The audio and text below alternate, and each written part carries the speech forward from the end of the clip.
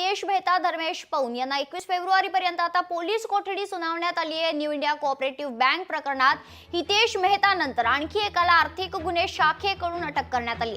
धर्मेश पौन असं अटकेतील विकासकाचं नाव समजलं जातंय, तर आरोपी उन्नाथन अरुणाचलम उर्फ अरुणभाई फरार असल्याची माहिती समोर आली। तर आर्थिक गुन्हे शाखेकडून फरार आरोपींचा सध्या शोध सुरू आहे। आर्थिक गुन्हे शाखेकडून मिळालेल्या माहितीनुसार बँक घोटाळ्यातील आरोपी उन्नाथन अरुणाचलम उर्फ अरुणभाई फरार आहे, तर पोलीस त्यांचा शोध घेत आहेत। सूत्रांनी दिलेल्या माहितीनुसार हितेश मेहताने अरुण याला 40 कोटी रुपये दिल्याचं चौकशीत सांगण्यात आलेलं आहे। अरुण हा इलेक्ट्रॉनिक कंत्राटदार आहे। न्यू इंडिया कोऑपरेटिव्ह बँक घोटाळा प्रकरणात आरोपी हितेश मेहता याच्यापर्यंत गैरव्यवहारातील 70 कोटी रुपये पोहोचल्याचा पोलिसांना संशय।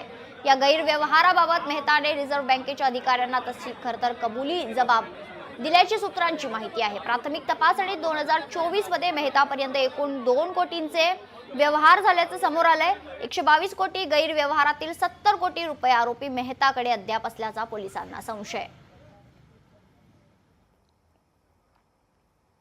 आता आमच्याकडून ते फॉल इन्सिडेंट लावले आमच्या क्लायंटवरती, ते आता बघूया कायच्या पुढचा प्रोसिजर आहे करून ते। आता पोलीस कष्ट 21 पर्यंत दिल्लीत आले त्यांना, 21 नंतर बघूया त्यांच्या पुढच्या काय प्रोसिजर त्याचं कसं। त्यांच्याकडून ते झुटे ॲलिगेशन लावले त्यांच्यावरती, त्यांच्या याच्या एक पण पेमेंटचं नॉट मिसपिरियड यांनी केलं त्यांनी, म्हणजे पैसे वगैरे इकडे काय केलं नाही त्यांच्याकडून, काय एक सिंगल रेकॉर्ड कोर्टाकडे आता सबमिट नाही झालं त्यांच्याकडून।